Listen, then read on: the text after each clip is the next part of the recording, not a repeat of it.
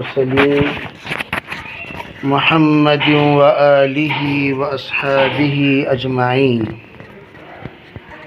أما بعد فأعوذ بالله من الشيطان الرجيم بسم الله الرحمن الرحيم قل يا أيها الكافرون لا أعبد ما تعبدون ولا أنتم عابدون ما أعبد ولا أنا عابد ما عبدتم ولا أنتم عابدون ما أعبد لكم دينكم ولي دين صدق اللہ العظیم۔ سورہ کافرون مکۃ المکرمہ میں نازل ہوئی۔ یہ سورہ ترتیب کے اعتبار سے اذا جاء نصر اللہ والفتح سے پہلے کی صورت ہے۔ گویا کوئی بھی نماز ادا کرتے وقت سورہ کافرون پہلے پڑھیں گے، بعد میں اذا جاء نصر اللہ والفتح والی صورت بعد میں پڑھیں گے۔ آپ کے سامنے میں نے یہ بات بتائی کہ اذا جاء نصر اللہ والفتح میں جناب رسول اللہ صلی اللہ علیہ وسلم کو اس بات کی تسلی دی گئی کہ آپ پریشان نہ ہوں، ایک نہ ایک دن جلد از جلد انشاءاللہ مکہ فتح ہو جائے گا۔ اور مکے کی فتح کے سلسلے میں آپ کو خوشخبری دی گئی۔ حضرت عباس رضی اللہ تعالی عنہ نے جس وقت مکے کے سلسلے میں یہ خوشخبری سنی، تمام صحابہ جشن منا رہے تھے، لیکن حضور کے چچا حضرت عباس رضی اللہ تعالی عنہ سن کر رونے لگے۔ وجہ یہ بیان کی کہ اس صورت سے معلوم ہوتا ہے کہ آپ علیہ الصلاۃ والسلام دنیا سے تشریف لے جانے کا وقت قریب آ رہا ہے، اس لیے کہ آپ دنیا میں تشریف لائے دین کو پہنچانے کے لیے۔ دین پہنچا دیا گیا، دین سمجھا دیا گیا، دین اس وقت کامل ہونے کی کچھ نشانیاں ظاہر ہونے لگیں، اور اس نشانی میں بڑی نشانی فتح مکہ ہے۔ اور فتح مکہ کے بعد آپ علیہ الصلاۃ والسلام کا جو اصل مقصد ہے یدخلون فی دین اللہ افواجا، بعثت کا اصل مقصد لوگوں کو دین میں داخل کرنا، وہ لوگ جوق در جوق دین میں داخل ہوں گے اور ایک بڑی جماعت تعداد بڑھتی چلی جائے گی، اسلام میں داخل ہوتی چلی جائے گی۔ اسی موقع پر جب آپ دعوت دیا کرتے تھے، ولید ابن مغیرہ، عاص ابن وائل، اس طرح کے احباب حضور اقدس صلی اللہ علیہ وسلم سے صلح کی تجویز پیش کی۔ یوں کہنے لگے کتنا اچھا ہوتا کہ آپ ایک سال ہماری معبودوں کی عبادت کر لیا کریں، دوسرے سال ہم آپ کے معبود کی عبادت کر لیا کریں گے۔ کچھ لوگوں نے اس قسم کی مصالحت کو بہتر بھی سمجھا، یہ سوچ کر اچھا ہوگا یہ تجویزیں آپ علیہ الصلاۃ والسلام قبول کر لیں اور ایک بڑی جماعت اسلام میں داخل ہو جائے گی اور اسلام کا ایک وقار بڑھے گا، ایک تعداد بھی بڑھے گی۔ آپ علیہ الصلاۃ والسلام کسی نہ کسی طرح ان کافروں کے طریقے پر عبادت کے لیے آمدہ ہو جائیں تو آپس میں صلح بھی ہو سکتی ہے۔ اس صورت نے جو سورہ کافرون ہے دو ٹوک الفاظ میں واضح فرما دیا، جو تم لوگ چاہتے ہو وہ کبھی نہیں ہو سکتا۔ اس لیے کہ آپ علیہ الصلاۃ والسلام کی تشریف آوری کا مقصد ہی وہ اسلام کو فروغ دینا ہے، کفر کو ختم کرنا ہے، اللہ کی نافرمانی کو ختم کرنا ہے، اور اللہ کی فرما برداری کو پھیلانا ہے۔ اللہ کے رسول علیہ الصلوۃ والسلام پر جب یہ صورت نازل ہوئی، قل یا ایھا الکافرون، آپ کہہ دیجئے اے حضور علیہ الصلوۃ والسلام، اے نبی جی آپ کہہ دیجئے اے اللہ کے نافرمانو۔ اس کا ترجمہ، بہتر ترجمہ یہ کیا گیا، اے حق کے انکار کرنے والو، اے حق کے انکار کرنے والو، لا اعبد ما تعبدون، میں ان چیزوں کی عبادت نہیں کرتا جن کی عبادت تم کرتے ہو۔ قل یا ایھا الکافرون، اے حق کا انکار کرنے والو، یہ ترجمہ کیا۔ قل کافر کہتے ہیں اصل میں نافرمان کو، کافر کہتے ہیں انکار کرنے والوں کو، کافر کہتے ہیں ان لوگوں کو جو حق سے ہٹ جاتے ہیں، حق کو جو ہٹا دیتے ہیں، ان لوگوں کو کافر کہا جاتا ہے۔ تو کافر جو یہاں کہا گیا وہ انکار کرنے والا، چنانچہ شکر کا ضد بھی کفر ہے۔ شکر کہتے ہیں اللہ کی فرما برداری کو، کفر کہتے ہیں اللہ کی نافرمانی کو۔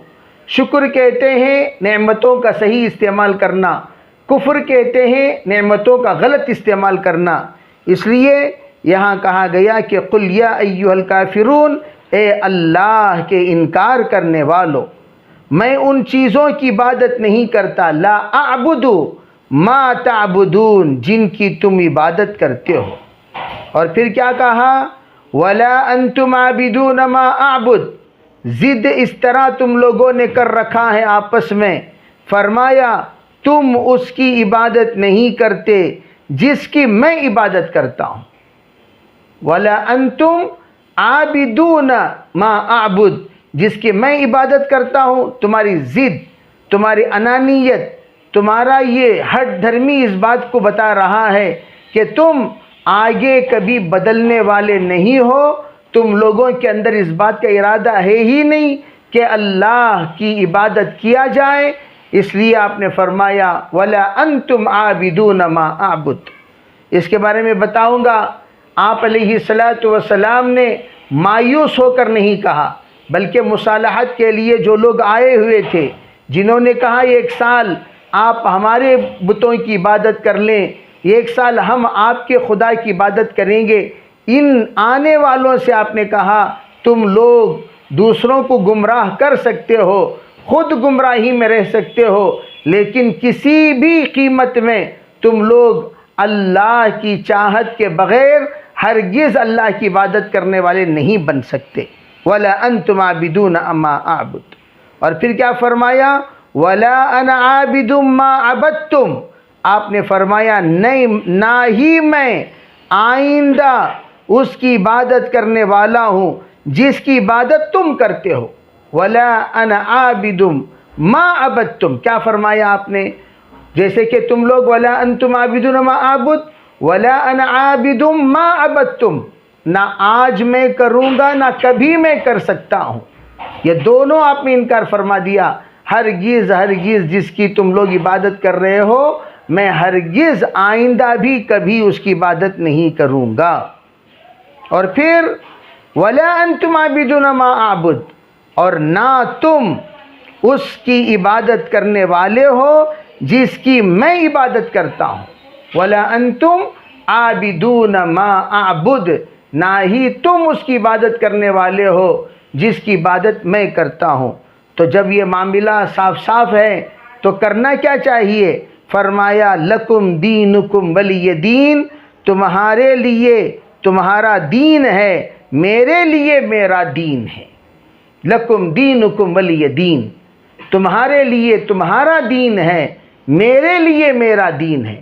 اللہ کے رسول صلی اللہ علیہ وسلم نے یہ بات صاف طور پر فرما دیا، جو کچھ تم لوگ آج تک کرتے ہوئے آ رہے ہو وہ تمام باتیں ضد پر موقوف ہیں، تمہارے دل کے اندر ضد ہے، تمہارے دل کے اندر ہٹ درمی ہے، اس وجہ سے تھوڑی برابر بھی تم لوگ کمپرومائزنگ کرنے کو تیار نہیں ہو۔ تم کیا کرنا چاہتے ہو، خود دین ہی میں کمپرومائزنگ شروع کرنا چاہتے ہو، کہ تم یوں کہنا چاہتے ہو مسلمانوں کو، ایمان والوں کو، اسلام کے تابع داروں کو کفر کے تابع دار بنا دیا جائے 1 سال کے لیے، اور دوسرا سال تمہاری کوئی گارنٹی نہیں ہے کہ تم لوگ آ کر ہمارے ساتھ جڑ سکو، کوئی گارنٹی نہیں۔ ظاہری اعتبار سے اللہ کے رسول علیہ السلام نے جب دیکھا کہ یہ لوگوں کے ساتھ کمپرومائزنگ اگر آج کریں گے، کل کا دن لوگ چلتے چلتے کفر کے سلسلے میں ایک راستہ ہموار کر لیں گے، حالانکہ یہ راستہ ہمیشہ کے لیے بند کرنے کا راستہ ہے، ایمان کا راستہ ہمیشہ کے لیے کھلنے کا راستہ ہے۔ آپ نے بڑی دور اندیشی کے ساتھ یہ فیصلہ فرما دیا، نہیں، یہ کبھی نہیں ہو سکتا۔ الغرض یہی ربط ہے کہ اذا جاء نصر اللہ والفتح میں جو اللہ کے رسول صلی اللہ علیہ وسلم کو خوشخبری دینے کے ساتھ اللہ نے فرمایا فسبح بحمد ربک واستغفر، فسبح، اللہ نے آپ کو اسلام دیا، اللہ نے آپ کو ایمان دیا، اللہ نے آپ کو مومنین کی ایک جماعت دی، اللہ نے آپ کو وحی عطا فرمائی، تعلیم دی ہے، اور اللہ نے آپ کو ہر اعتبار سے عزت اور مقام و مرتبے سے نوازا ہے۔ اس لیے آپ کو کرنا کیا چاہیے؟ فسبح بحمد ربک واستغفر، آپ اللہ کی تعریف بیان کرتے رہیں ان نعمتوں پر، ان مناقب پر، وہ جو کچھ اللہ نے آپ کو عطا فرمایا ان سب پر اللہ کی تعریف کیجئے، اور پھر واستغفر، حالانکہ حکم کا ظاہری ترجمہ آپ توبہ کیجئے، استغفار کیجئے۔ قرآن یوں کہتا ہے اللہ نے نبی علیہ السلام کے اگلے پچھلے تمام گناہوں کو معاف کر دیا، پھر واستغفر کا حکم کیوں؟ یہ حقیقت میں انبیاء علیہ السلام کی شان عالی ہے کہ انبیاء اپنے جو کچھ کام ہوتے تھے اس میں جیسا کام کرنا چاہیے ویسا کام نہیں کر سکے۔ اس کا بڑا احساس مخلصین کو، انبیاء کو، صلحاء کو، اولیاء کو ہوا کرتا ہے۔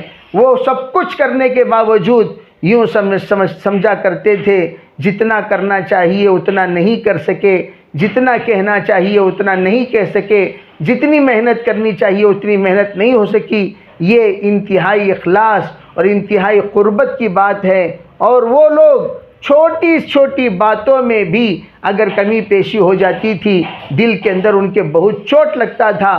اسی کو مشہور مقولے کے ذریعے سے علماء نے ثابت فرمایا حسنات الابرار سیئات المقربین، حسنات الابرار سیئات المقربین۔ یہ بات کو سمجھنے کے لیے میں مثال دیا کرتا ہوں۔ حسنات الابرار کا ترجمہ کیا؟ نیک لوگوں کی نیکیاں مقرب لوگوں کے لیے گناہ ہے، نیک لوگوں کی نیکیاں مقرب لوگوں کے لیے گناہ ہے۔ مثال کے طور پر آپ تشریف لائے کسی مجمع میں، تشریف لانے کے بعد آپ نے السلام علیکم ورحمۃ اللہ کہا، کہنے کے بعد آپ بیٹھ گئے۔ اس مجمع میں آپ کے دوستوں، دور کے رشتہ دار بھی تھے، قریب کے رشتہ دار بھی تھے، اور اس مجمع میں آپ کے استاذ بھی ہیں، آپ کے والد بھی ہیں، اور آپ کے محسنین بھی ہیں، اور آپ ان سب کو دیکھنے کے باوجود سلام کر کے بیٹھ گئے، حالانکہ وہاں پر سلام کے بعد مصافحے کی گنجائش تھی، وہاں پر سلام کے بعد خیر خیریت کی گنجائش تھی، وہاں پر سلام کے بعد آپ ان کے پاس بیٹھنے کی بھی گنجائش تھی، اور آپ سلام کرنے کے بعد ایک کونے میں جا کر بیٹھ گئے۔ تو یہ عام لوگوں کے لیے نیکی ہے، عام لوگوں کے لیے مجلس کا ادب ہے، عام لوگوں کے لیے ثواب ہے، عام لوگوں کے لیے یہ اچھا نظام ہے، اچھا ادب ہے، با ادب مہذب لوگ کہلایا جائے گا۔ جو لوگ آئیں سلام کرے بیٹھ جائیں، لیکن آپ کا اور باپ کا تعلق، آپ کا اور استاذ کا تعلق، آپ کا اور شیخ کا تعلق، آپ کا آپ کے محسن کا تعلق، یہ ہو گیا رابطہ، اور وہ جو سلام والا معاملہ ہے وہ ہو گیا ضابطہ۔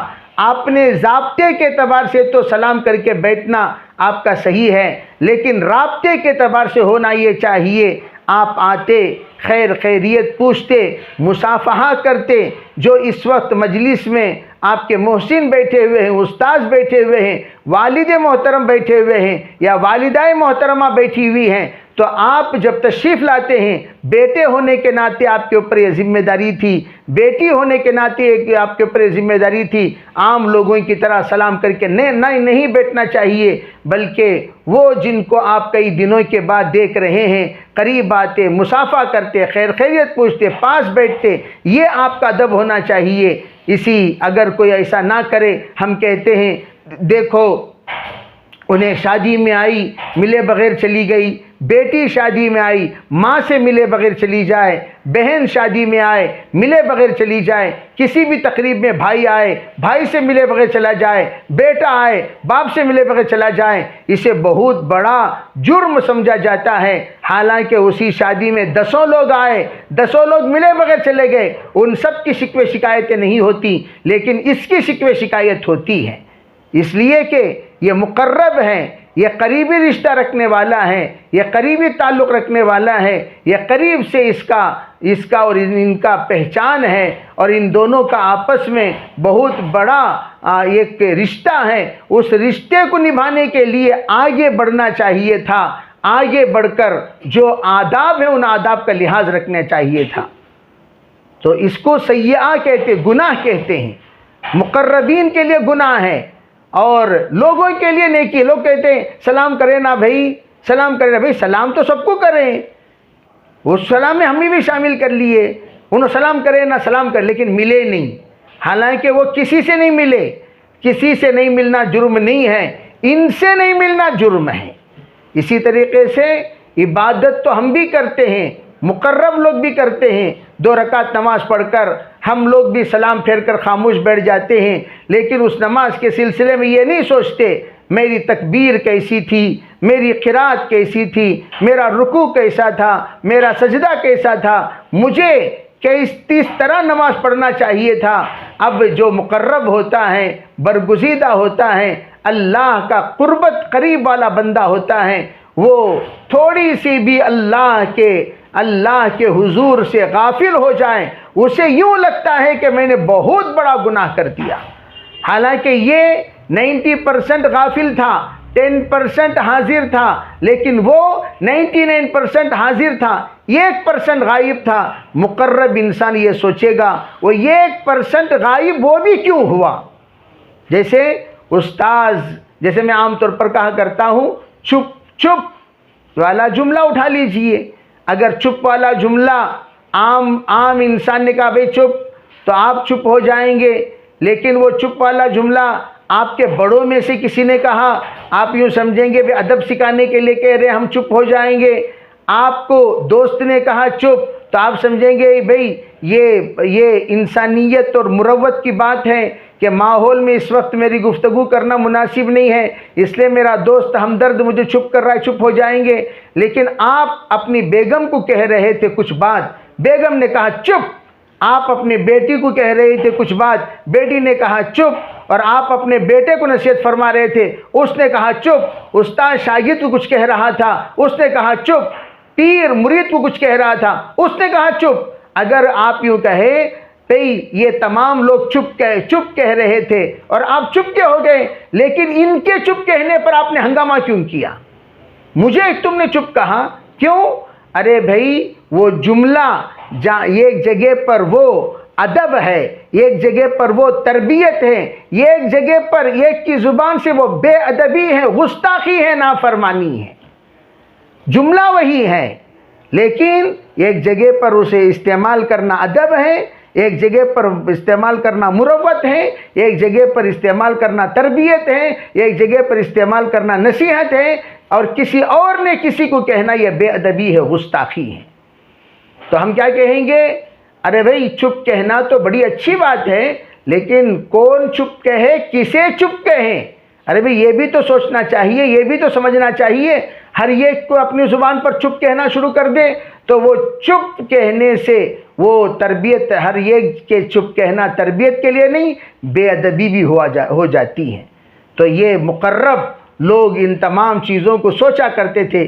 اس کی ایک مثال میں عام طور پر دیا کرتا ہوں، جیسے کہ جس وقت میں حضرت منصور حلاج رحمت اللہ علیہ کو لوگ پیٹ رہے تھے، مار رہے تھے، ان کے ایک دوست، بہت ہی جگری دوست، جو جانتے تھے منصور حلاج کو کیوں مارا جا رہا ہے، بات یہ تھی، ایک واقعہ، منصور حلاج بہت بڑے نیک اللہ کے برگزیدہ مجذوب بزرگ گزرے ہیں، وہ اتنا جذب میں آ گئے تھے، اتنا جذب میں آ گئے تھے کہ ان کو ہمیشہ حق والا رٹ لگ جایا کرتا تھا، تو وہ یہاں تک کہہ دیا کرتے تھے انا الحق انا الحق انا الحق۔ ایسی ہی مثال ہے جیسے کسی سے پوچھا گیا حضرت آپ کیسے ہیں، تو حضرت نے فرمایا بھئی اس بندے کی آپ کیا خیریت پوچھتے ہیں جس بندے کی مرضی کے مطابق کائنات چلتی ہیں۔ اب لوگ پریشان ہو گئے، ان کی مرضی کے مطابق کائنات چلتی ہے، وہ اللہ کی مرضی کے مطابق کائنات چلتی ہے، یہ کہہ رہے ہیں اس بندے کی آپ خیریت کیا پوچھتے ہیں جس کی مرضی کے مطابق کائنات چلتی ہیں۔ تو حضرت نے کہا، حضرت پر کفر کا فتویٰ لگا دیا، لگانے والوں نے کفر کا فتویٰ لگا دیا، کیا سوچ کر آپ کیسا یہ جملہ کہہ سکتے ہیں میری مرضی کے مطابق کائنات چلتی ہے، اس کی جس کی مرضی کے مطابق کائنات چلتی ہے اس کی خیریت کیا پوچھتے ہیں، اس کی تو خیر ہی خیر ہے، یہ تو کفر یا جملہ ہو گیا۔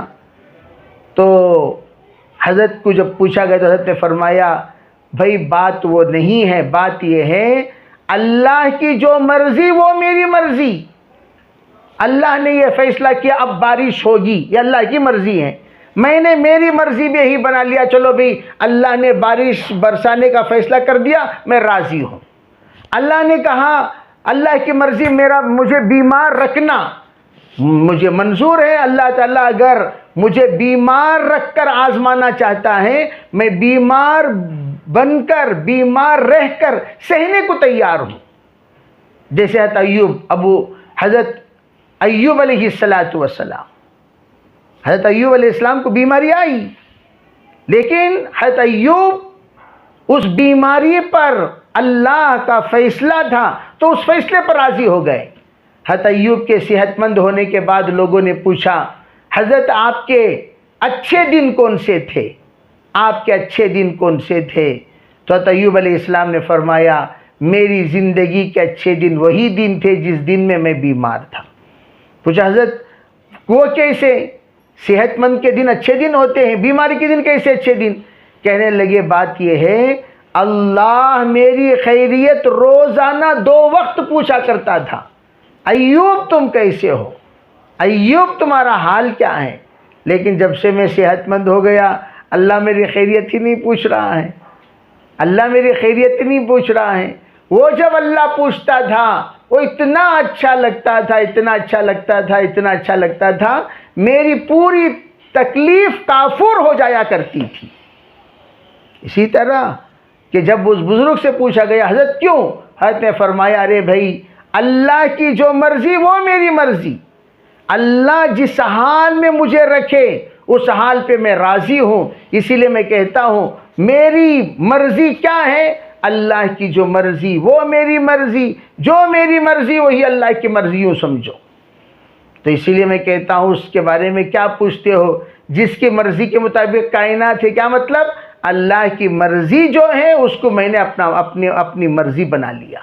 اسی طرح میں عرض کرنا چاہتا ہوں جس وقت منصور حلاج کو جب لوگ پتھر مار رہے تھے ان الحق کہنے کی بنیاد پر، تو یہ ان کا دوست بھی پھول برسایا، پتھر نہیں مارے، وہ پھول برسائے، لیکن پھول کے ذریعے سے انہوں نے مارا۔ ایک ہے پھول برسانا، ایک ہے پھول سے مارنا، تو پھول سے مارا تو حضرت منصور حلاج کی چیخیں نکل گئیں، کہا بھائی یہ لوگ تو مجھے نہیں جانتے لیکن تم تو جانتے ہو۔ جیسے عام طور پر میں کہا کرتا ہوں قریبی انسان کوئی بات کہہ دیتا ہے، چاہے وہ بات چھوٹی سی کیوں نہ ہو، دل کو بڑا چوٹ لگتا ہے۔ ایک انجان انسان ہمیں برا بھلا کہہ دے، اس کے بارے میں کوئی انسان توجہ بھی نہ دے، چھوڑو بھائی انہوں نے کیا کہہ دیا، کہ الٹی سیدھی باتیں لوگ، اگر کوئی انجان انسان ہمارے سلسلے میں کوئی غلط رائے رکھتا ہے ہمیں اتنی زیادہ تکلیف نہیں ہوتی، لیکن قریبی انسان جو آپ کو اچھی طرح جانتا ہو اس نے آپ کے سلسلے میں جاننے کے باوجود ایسی رائے قائم کر دی جو رائے آپ کو بڑی بری لگی، تو آپ کو بہت زیادہ تکلیف ہوتی ہے۔ بھئی انہوں نہیں جانتے، تمہیں تو جانتے نا بھئی، آپ تو میرے ساتھ رہتے ہیں، آپ تو میری اصلیت کو جانتے ہیں، آپ تو میری حقیقت کو جانتے ہیں، پھر بھی آپ نے یہ بات کیسے کہہ دی؟ تو بڑا گراں گزرتا ہے۔ اسی طرح اللہ کے قریب بندے اللہ کی معمولی مشیت کے خلاف ورزی کو بھی بہت بڑی خلاف ورزی سمجھا کرتے تھے، حالانکہ وہ نیک لوگوں کی نیکی ہوا کرتی تھی اور قریب لوگوں کے لیے وہ گناہ سمجھا جاتا تھا۔ بہرحال یہ میں بتانا چاہتا ہوں، یہ ربط جو بتایا گیا کہ حضرت نبی علیہ السلام کی استغفار کا حکم دیا گیا اور آپ نے امت کو یہ سمجھا دیا، دیکھو آج کے دن کے بعد یہ کمپرومائزنگ کا معاملہ نہیں رہے گا، لکم دینکم ولی دین، وہ ان کے دین پر رہے، ہم اپنے دین پر رہیں، یہ کمپرومائزنگ نہیں چلے گا کہ ذرا ان کا بھی دین لے لو، ذرا ان کا بھی دین لے لو۔ جس وقت جلال الدین اکبر نے دین الہی قائم کیا، دین الہی کی ترتیب دی، انہوں نے کیا کہا جلال الدین اکبر نے؟ ارے بھئی سب کو لے کر چلنا ہے، یہ بھی لے لو، یہ بھی لے لو، یہ بھی لے لو۔ اس وقت میں حق پرست علماء اور دین الہی قائم کرنے والا کون؟ سب سے پہلے ابو الفیض فیضی جو شیعہ عالم ہے اور بہت ماہر اپنے فن کا، بغیر نقطے کے تفسیر لکھ کر پورے جلدوں کی تکمیل کرنے والا ابو الفیض فیضی، اس نے اپنی صلاحیت کی وجہ سے بنیاد پر گمراہ کر دیا جلال الدین اکبر کو۔ اس لیے جلال الدین اکبر کے سلسلے میں مغلیہ سلطنت کے بادشاہوں میں مشکوک بادشاہ جلال الدین اکبر، اس کے سلسلے میں کامل ایمان والا ہونے کا فتویٰ نازل نہیں ہوتا، اور مغلیہ سلطنت کے بادشاہوں میں سب سے زیادہ اہل سنت والجماعت سے تعلق رکھنے والے اور انتہائی بردبار اور سب سے زیادہ کامیاب بادشاہ اورنگزیب عالمگیر رحمۃ اللہ علیہ ہیں، اور جنہوں نے اپنی سلطنت کو کافی بڑے 15 کروڑ 20 لاکھ لوگوں پر انہوں نے اپنے حکومت کو قائم کیا۔ سب سے بڑی حکومت اگر کسی نے قائم کی ہے مغلیہ سلطنت میں، وہ وہ اورنگزیب عالمگیر رحمۃ اللہ علیہ ہیں۔ تو میں عرض کر، جنہوں نے اپنی پوری زندگی انہوں نے میدان کارزار میں لگا دیا۔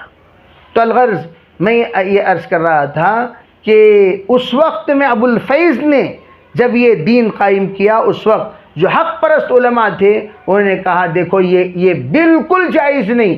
سورہ کافرون کو دلیل کے طور پر پیش کرتے ہوئے کہا، سورہ کافرون میں اس بات کی صاف وضاحت ہے، لکم دینکم ولی دین، تم تمہارے دین پر رہو، ہم تمہارے دین کے سلسلے میں کچھ نہیں کہتے، اور تم لا کر تمہارا دین یہاں مکس مت کرو، تم تمہارا دین پر تمہیں مبارک، ہمارا دین ہمیں مبارک۔ تو ہم اپنے مذہب میں اسی طرح ہم لوگ بھی اس بات کی طرف توجہ دینا چاہیے کہ ہم لوگ بعض مرتبہ جب اسلام ادخلوا فی السلم کافہ، ہم لوگوں کے یہاں جب پورا اسلام میں داخل ہونے کا حکم ہے تو ہم پورا داخل ہوں گے۔ ذرا میں یہودیوں کا طریقہ بھی لے لیتا ہوں، نصارہ کا طریقہ بھی لے لیتا ہوں، برتھ ڈے ہم کریں گے نصارہ کی طرح، ڈیتھ ڈے ہم منائیں گے یہودیوں کی طرح۔ یہ کیا طریقہ ہے بھئی؟ اسلام نے برتھ ڈے کے سلسلے میں کیا کہا وہ کہو، اسلام نے ڈیتھ ڈے کے بارے میں کیا کہا وہ کہو، اسلام نے جو کہا اس کے تابع دار ہو کر رہو۔ تم کسی بھی معاملے میں آزاد نہیں ہو۔ بچے پیدا ہو رہے ہیں، بچے بڑے ہو رہے ہیں، بچوں کا سالگرہ آ رہا ہے، سالگرہ میں کیا کرنا چاہیے؟ دعا دیجئے، سلام علیہ یوم ولدت یوم اموت و یوم ابعث حیا۔ حضرت عیسیٰ علیہ السلام نے قرآن میں صاف کہہ دیا کہ مجھ پر سلامتی ہو۔ پتہ چلا کہ برتھ ڈے کی جس وقت اطلاع ملے ان کی سلامتی کی دعا دے دیں، بس کافی ہے، منانا نہیں ہے۔ ڈیتھ ڈے کی بھئی فلاں انتقال ہو گئے تو ان کے لیے بھی سلامتی کی دعا دیں، سلامتی اللہ ان کو صحیح سالم خبر میں رکھ، اور اس کو جو برتھڈے والا ہے، یا اللہ اس کو صحیح سالم والی حیات نصیب فرما۔ تو غرض میں عرض کرنا چاہتا ہوں، ہم لوگ اذا جاء، جب دین میں جب استقامت کے ساتھ انشاءاللہ مکس کرے بغیر استقامت کے ساتھ جمے رہیں گے، ضرور بھی ضرور ہماری استقامت جوق در جوق دین میں داخل ہونے کا اللہ تعالیٰ ذریعہ فرمائیں گے۔ یہی ربط ہے سورہ نصر اور سورہ کافرون میں۔ اللہ تعالیٰ ہم میں سریے کو صحیح سمجھنے کی توفیق عطا فرمائے، جو سمجھی ہوئی باتیں اللہ اس پر عمل کرنے کی توفیق عطا فرمائے۔